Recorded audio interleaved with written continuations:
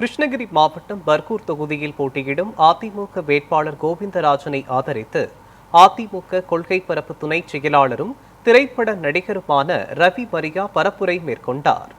அவரிடம் நமது செய்தியாளர் திரிலோகச்சந்தர் நடத்திய கலந்துரையாடலை தற்பொழுது பார்க்கலாம். அனைத்து இந்திய அண்ணா திராவிட முன்னேற்ற கழகத்தினுடைய கொள்கை பரப்பு துணை செயலாளரும் திரைப்பட நடிகரும் திரைப்பட இயக்குனருமான ரவி மரியா கிருஷ்ணகிரி மாவட்டத்தில் இருக்கிற பர்கூர் தொகுதியில் போட்டியிடக்கூடிய அதிமுக வேட்பாளர் ஈசி கோவிந்தராஜனை ஆதரித்து தீவிர தேர்தல் பரப்புரையில் ஈடுபட்டு வருகிறார். அவர் பல்வேறு மாவட்டங்களில் பரப்புரை மேற்கொண்டு வருகிறார். தேர்தல் களம் எப்படி இருக்கிறது என்று அவரிடமே கேட்டு தெரிந்து கொள்ளலாம். சார் வணக்கம். பல்வேறு மாவட்டங்களுக்கு போய் அதிமுக வேட்பாளர்கள் ஆதரித்து பரப்புரை செஞ்சுட்டு வரீங்க. போகிற இடங்களில் களம் எப்படி இருக்குது சார்? இந்த முறை புரட்சி தலைவர் புரட்சி தலைவி அம்மா புரட்சி தமிழர் எடப்பாடியாரான ஆட்சி தான் வரணுன்னு எனக்கு இஷ்ட தெய்வத்தில் நான் வேண்டிட்டு கிளம்பினேன். அந்த தெய்வம் என்னை கைவிடலை. போகிற ஒவ்வொரு ஏரியாவிலையும் ஒவ்வொரு தொகுதியிலையும் ஒவ்வொரு பகுதியிலையும் ரொம்ப எழுச்சியாக இருக்குது. ஓப்பனாக சொல்கிறேன். ஒரு நடிகராக நான் இதை உணர்கிறேன். ஒரு கொள்கை பரப்பு துணை செயலாளர் நான் உணர்கிறேன்.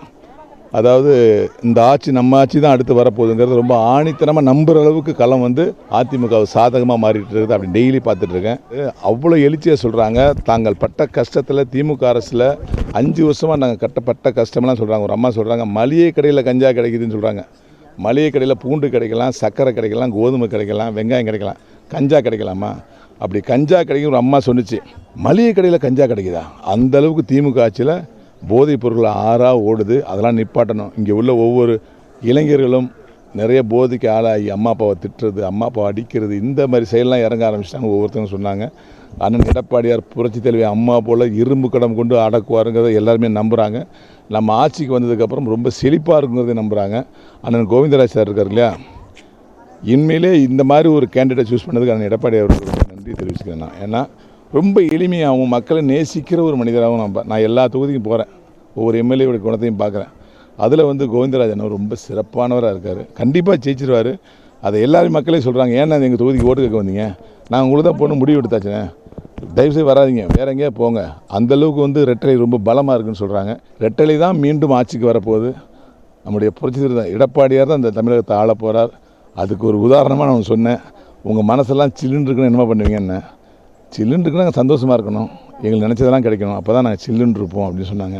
அப்போ தான் நாங்கள் கூலாக இருப்போம் அப்படின்னாங்க. அப்போ சொன்னேன், அதுக்கு முன்னோட்டமாக தான் சில்லுன்னு இருக்கிற ஒரு பிரிட்ஜை எடப்பாடியார் ஆட்சிக்கு வந்தோடனே உங்களுக்கு தரதாக சொல்லியிருக்காருன்னு எல்லாம் சந்தோஷப்பட்டாங்க. அதேமாரி திமுக அரசில் பட்ட அவ்வளோ கஷ்டங்களையும் துன்பங்களையும் தீர்க்கறதுக்கு ஒரு முன்தொகையாக நான் ஆட்சிக்கு வந்த மறுநாளே 10,000 ரூபா ஒவ்வொரு வீட்லேயும் வரவு வைக்கிறேன்னு சொல்லியிருக்காரு. அதை சொன்னேன். அப்படியே கைத்தட்டு பறக்குது.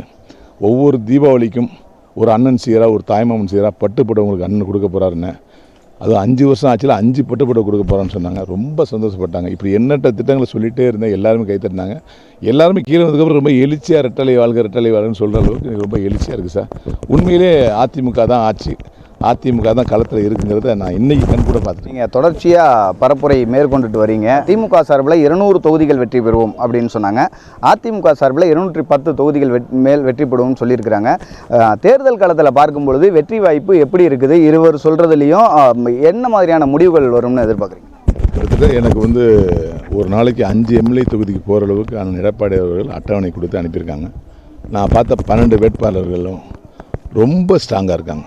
அவங்கள சிலவங்களாம் ஐயோ போனதை தெரியாமல் தப்பு பண்ணிட்டேன், மன்னிச்சுங்க, இந்த முறை நீங்கள் தானே ஓப்பனாகவே சொல்கிறாங்க. இதை முஸ்லீம் சொல்கிறாங்க, சிறுபான்மையில் சொல்கிறாங்க போது எனக்கு ரொம்ப சந்தோஷம். அதெல்லாம் பிறகு ரவி எனக்கு ஓட்டு கேட்கும்போது, அண்ணே நடந்த தப்புக்கு மறந்துருங்க, இந்த முறை நீங்கள் தான், நாங்கள் முடிவு பண்ணிட்டேன்னு முஸ்லீம்கெல்லாம் சேர்த்து சொல்கிறாங்க. அப்போ களம் 200 210 தாண்டி அதிமுக ரொம்ப சாதகமாக இருக்குது. அவங்க திமுக சொல்லுவாங்க 200க்கு மேலே வெற்றி பெறுவேன்னு. அது நாக்கு சொல்கிற வார்த்தை தானே. களம் அப்படி இல்லைங்கிறது நீங்களே கண்கூட பார்த்துருக்கீங்க. களம் வேறு மாதிரி இருக்குது. ஒரு ஆட்சி மாற்றத்தை விரும்புது. ஒவ்வொருத்தருக்கும் தனிப்பட்ட முறையில் திமுகவில் பாதிக்கப்பட்டிருக்காங்க. ஒவ்வொருத்தவங்களும் ஒரு பிரச்சனையால், ஒரே பிரச்சனையால் இல்லை, ஒவ்வொருத்தவங்களும் ஒரு பிரச்சனையால் பாதிக்கப்பட்டிருக்காங்க. அப்போ களம் அதிமுகவுக்கு தான் சாதகமாக இருக்குது. நம்ம தான் ஆட்சி அமைக்கிறோம். அதுதான் நான் சொல்லுவேன். 200 210 அது நியூமெரிக்கல் பாயிண்ட். வெற்றி அதிமுகவுக்கு தான். அதாவது பர்கூர் தொகுதி வேட்பாளரை ஆதரித்து பரப்புரை மேற்கொண்டு வரும் ரவி மரியா அவர்கள் தமிழகத்தில் பரப்புரை மேற்கொண்ட வகையில் களம் அதிமுகவிற்கு சாதகமாக இருக்கிறதாக தெரிவித்திருக்கிறார். அதாவது 200 தொகுதிகள் என்பதெல்லாம் வாய் வார்த்தை என்றாலும் கூட களத்தில் பார்க்கும்போது அதிமுக தான் ஆட்சி அமைக்கும், அதிமுகவுக்கு வெற்றி வாய்ப்பு பிரகாசமாக இருப்பதாக தெரிவித்திருக்கிறார். ஒளிப்பதிவாளர் ஜலீல் அகமதுடன் நியூஸ் 7 தமிழ் செய்திகளுக்காக நான் திரிலோகச்சந்தர்.